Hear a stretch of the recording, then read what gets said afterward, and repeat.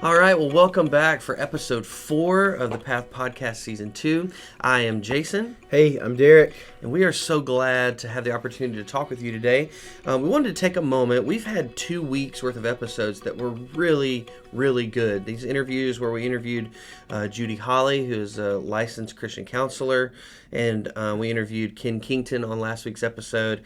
And so we want to just take a minute and sort of recap those two things, those two episodes, and then we have some resources that we'd like to share with you today. So, Derrick, what are some takeaways that you had from either one of those interviews? Yeah. So, like Jason said, they were excellent. We're so blessed for them to be willing to do that. Yeah, no, it's fun. To give of their time, and so I'm so thankful. It's like I was listening to it as they came out, and it's like, hey man, it's like we actually know what we're doing. Yeah. This sounds like a real podcast. A real podcast. So.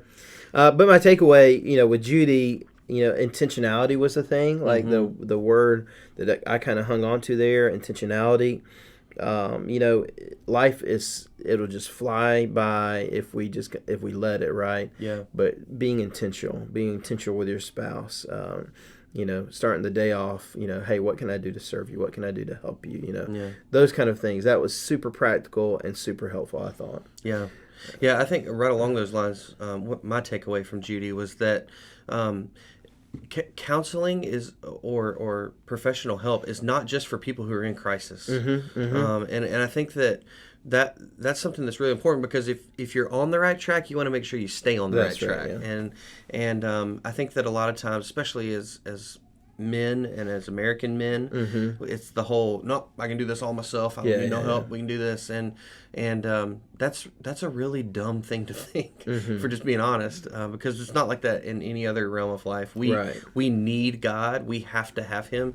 Why would we think that that's any different in our marriage, that we don't need help? So, yeah, I agree. So with Ken, just the takeaway about, he described, working with your kids, and it's like, that idea of not just saying no, but like, saying yes as much as you can, but then we have to say no, say it in a way that seems like yes, those kind of things. And, just, he talked about playing, going to the playground, or, watching a movie with his kids. I mean, all these things that would make their kids like super tired, but to have these experiences. And like now that his sons are older, like they're still coming to dad and talking, because he spent that time with them. And so probably, though, we didn't hone in on the word intentional, it's really kind of the same thing. Like being intentional with your kids, and as much as you can, being intentional with them to, individually as well, and that takes a lot of time, especially on both our households. We decided to have 4 kids, so each, and so that's a lot of intentionality, right? Yeah, and I think too, intentional or intentionality, that's very much a buzzword in Christian life. But I think the real takeaway for me, for both of those, is that you have to think about these things. Like, having good kids doesn't just happen. No. You have to think about it, put action into it, put work into it, sweat and tears. And it's the same way with your marriage. You have to fight for it. You can't just, you don't just sit around and a great marriage happens. You don't just sit around and your kids grow up to be great people. You have to pour into them. And we were talking just before we started here about, we are selfish people. All of us are by nature. That's just who we are. And you have to say to yourself, no, self, you've got to hold on, because these people are more important to me. Right. And that's really difficult to do. Yeah. But it's so rewarding in the end, I think. Absolutely. Yeah. Well, it's funny that, I guess we just live in a society where you can get whatever you want whenever you want it. So we just assume that all these things are just going to happen to us, like by osmosis, right? But our spiritual growth doesn't happen by osmosis. No. Our physical health doesn't happen by osmosis. No. I wish. Yeah. Right? It'd be so nice, right? Yeah, right. Though I think like I gain weight by osmosis. I can just walk by a refrigerator and it's like, I'm already... Here's a pound. Yeah, here's a pound. But it doesn't work the other way. Right. But then, like, especially your relationship with anybody is not just going to happen by some miraculous means. Yeah. You have to put the work in. Right. So we're actually going to talk about one way to put some work in, right? Yeah, Today, absolutely. So we'd love to know if there was any thoughts, again, that you had. We'd love to discuss those things and see if you guys had any takeaways that were different. But one of the things that we really want to do is that we don't want the things that happen on this podcast to just be like, oh yeah, that was cool, glad we did that. We want it to be very practical so that it impacts our lives as individuals, as families, as followers of Christ. And so one of the things that we want to do today is we want to resource you with some books that we have found very helpful or that we find good. And but because, again, you have to put the work in, and reading a book for some people is a lot of work. Yeah. And for others it comes a little more easily, but it's worth it. It's worth it to put that work in. Yeah. And so we have 4 books that we want to recommend to you today. I'm going to let Derrick start with his first recommendation. Yeah. I wanted to let you know that all of these books, we'll remind you again later, but all 4 of these books will be available in our church library. And so take advantage of that opportunity. For free. You can read these for free. Yeah. Also, they're all short-ish. They are short, right? books, They're not like really lengthy books or really heady books. They're really practical, easy to digest books. I will say too, on the note of, hey, respond to us or whatever. And I think, give it send us something you learned in the past couple of podcasts. Yeah, we'd love to tell us something was helpful from the interview with Judy Holly. Tell us something that was particularly useful that you're actually going to try to put in place in that interview with Ken. We'd love to know how this is helping you and speaking to you, right. and we'd love to see how that is working for you. So the first book that I am recommending is a book that I reference quite a bit in my pre-marriage counseling that I do, and it's a classic, but I think it's great. It's called The 5 Love Languages by Gary Chapman. And what that is, and you may not be familiar with it, but you probably are, is that what Gary Chapman helps us understand is that there are 5 love languages that people speak in, right? Mm-hmm. And each of us speaks in these love languages, all 5 of them. Whether you realize it or not. Right. Yeah. But each of us have ones that we tend towards. It's kind of like personality. Everyone's different, right? Everyone's going to approach things differently. And we approach love differently. We speak love differently because our love language, though we use all 5 at some point in our life, we tend towards 1 or 2 at the top, right? Yeah. And so Gary Chapman helps us to see, what those are, how we speak them, and, then he also helps in the book, helps us to understand how the significant others in our life speak them, right? And he's written several that kind of come from this. It's not just for couples, but hey, what are the 5 love languages or the love languages that your children speak? Yeah. And those kind of things as well. So I would recommend any of it. Mm-hmm. It's just really practical. It helps us to see in a new light. It helps us to see into our own significant other. So the 5 love languages are words of affirmation, quality time, receiving gifts, acts of service, and physical touch.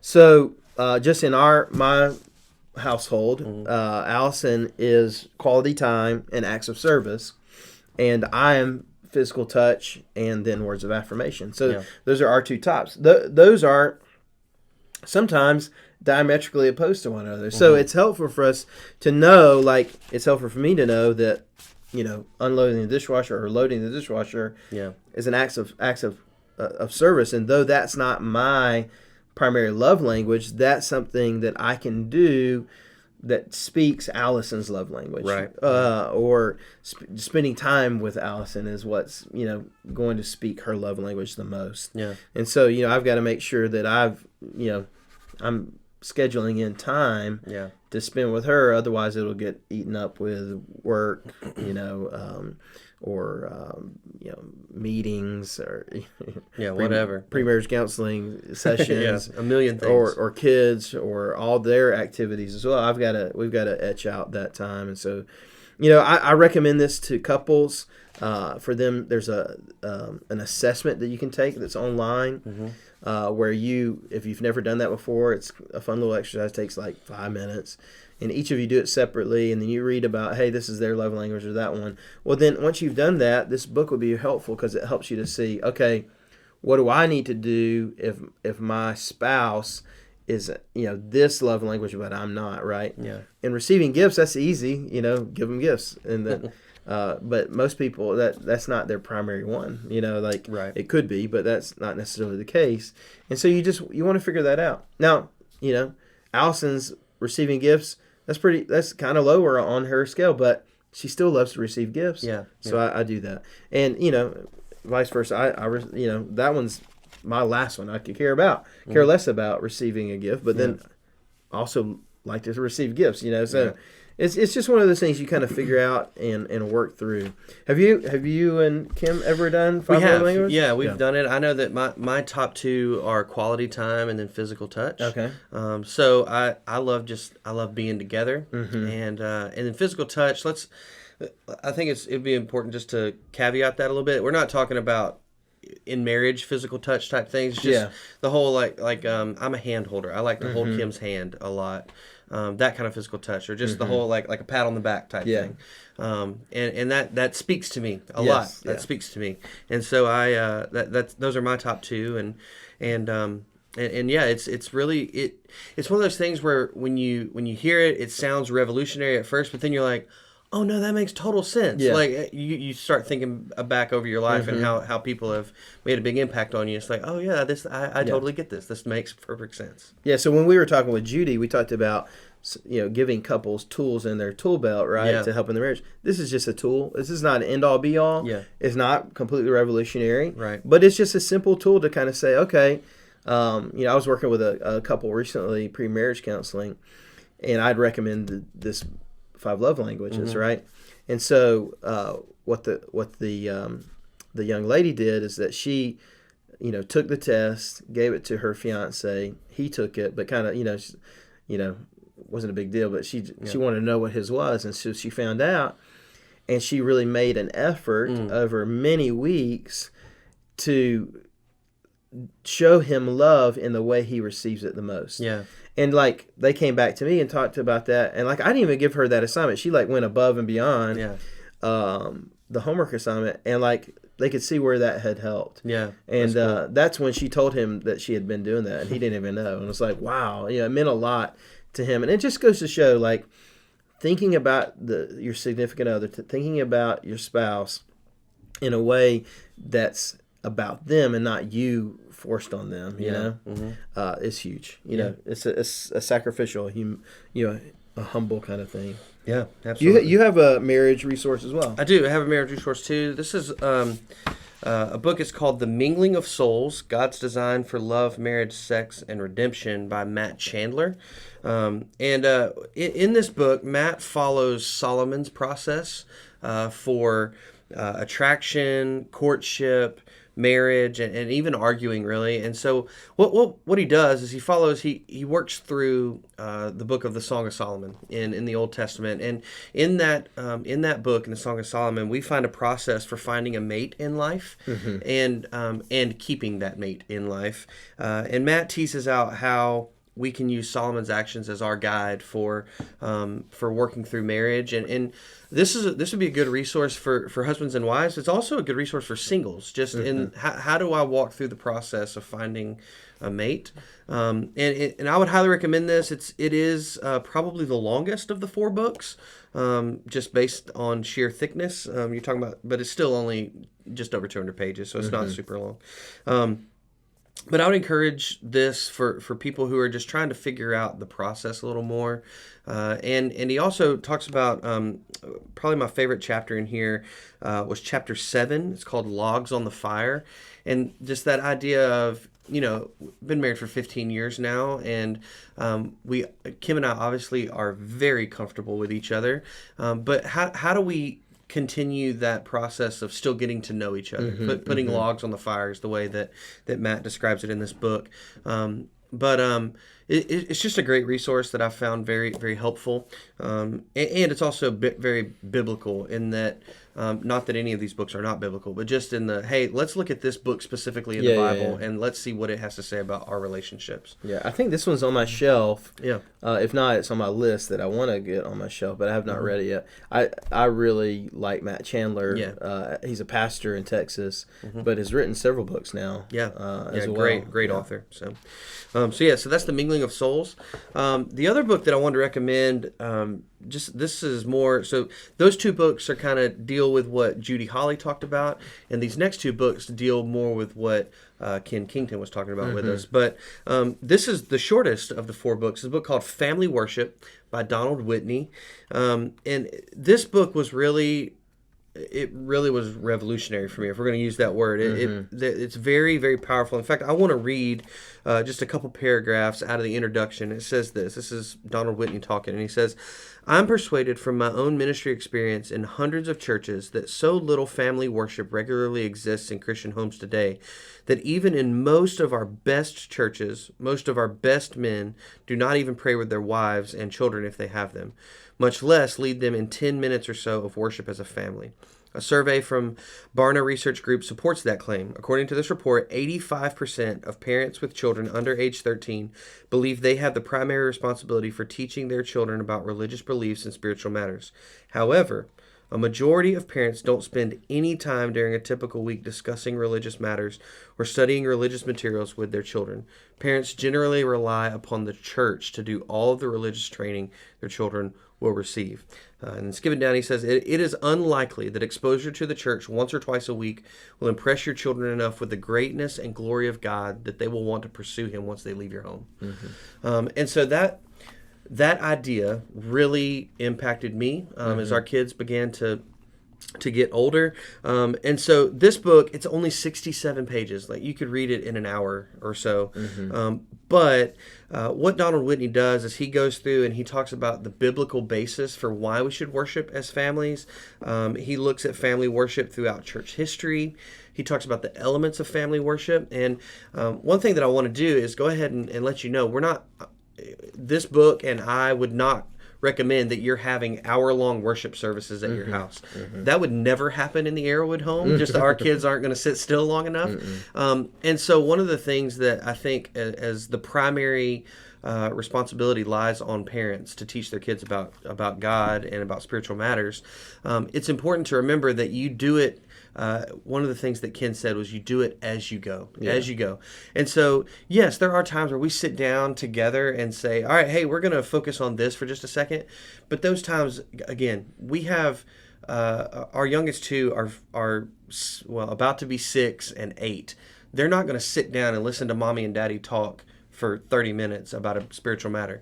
We're talking 10 minutes tops, and maybe we sing a song together and we talk about a spiritual truth. But we do it together as a family because that is so important. Number one, to make your kids aware of the fact that this is important. Number two, to help your kids and train your kids in the way they should go, as it says in Proverbs. And it's been really, really good for our family, I think, to understand that for Kim and I, there's not so much pressure for us to plan a worship service for our family every week, but as we go through life, being aware of, hey, this is an opportunity for me to share with my kids a spiritual significance here, and it's really been revolutionary for our family. Yeah.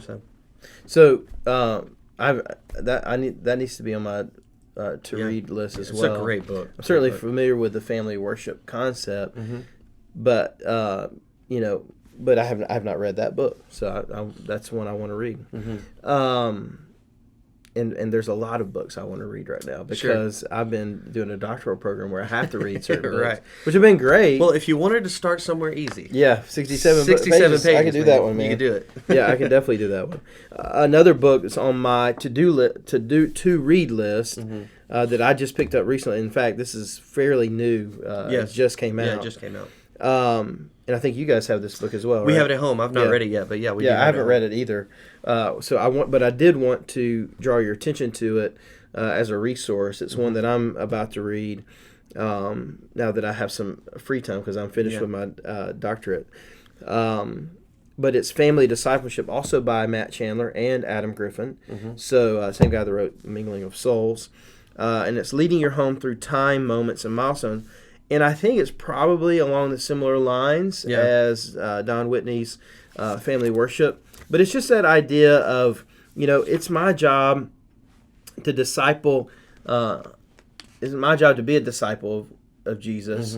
But then being a disciple of Jesus means I disciple others. Right. And I'm discipling people at church all the time. But man, it's my job, first and foremost, to disciple my family, Right. And so what does that look like? How do you do that? So Matt Chandler builds, obviously he helps us to understand why we need to do that. Yeah. But then also, helps us to figure out how to do that using that time, moments, and milestones to kind of help you kind of walk through, that time. So, quality time is the love language, right? Yeah. To bring it back to the first book. Right. Using that time that you have, that quality of time, to spend, teaching your kids, discipling your kids, helping and discipling your whole home, Right. To help everyone grow in Christ. And I think it goes back to what we talked about earlier. It's that intentionality, right? Yeah. It's understanding, using your time wisely, using the time you have wisely, and you only have so much of it. This is true. Yeah. You've got a 13-year-old now. Yeah. So 5 years, they're 8. Anna Grace is 18. Yeah. Oh my gosh. Not to scare you, but your time is even more limited. Caroline is about to turn 10, but thinks she is turning 18, and so time is just of the essence, and so you got to take every moment and capture it and use it the best you can. Right. Yeah, you're exactly right. Well, so these 4 resources, they are available wherever you get books if you want to buy them. But there will also be copies of them in our church library, which obviously are limited in their circulation because there's only so many copies. But we would encourage you to try any one of these 4 books or all of them as a resource to help you in your marriage and with your kids as you raise your family. Go ahead. I was going to say, I think it would be helpful. Of course, we'd love for you to use the resource we have here at the church. Yeah. But maybe we can put these in the show notes, that people can kind of check it out. Absolutely. And see, the link or whatever to get this. So how do they find that information? So that information is in the description. Yeah. It'll be in the description on whether you get your podcast on Apple or Google or Spotify, or it's also in the comment section of our YouTube video as well. Those links will be there. But yeah, so we'd love for you to be able to resource yourself and your family as you move forward, so that you can have families and marriages that glorify God, because that's what we're hoping we help lead you to do. Yeah. So. Yeah. I was reading in 2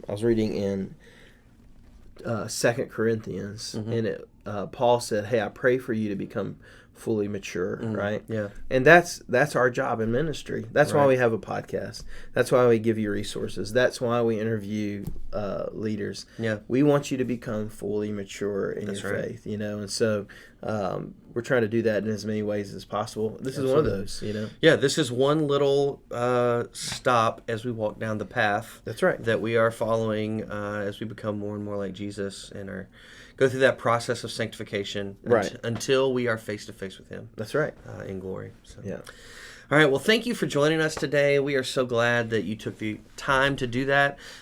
If you could, it'd be great if you could share our podcast, or if you could comment and rate our podcast on Spotify, Google, or Apple, or if you could like this video on YouTube, that would be great. That just helps get it out to more people so that more people can hear about it and hopefully become more mature in their walk with Christ. But thank you for doing that. Again, if you have any questions or comments, you can email us at thepath@lafayettefirst.life. But until next time, I am Jason. I'm Derrick. And we will see you as we continue down the path next time.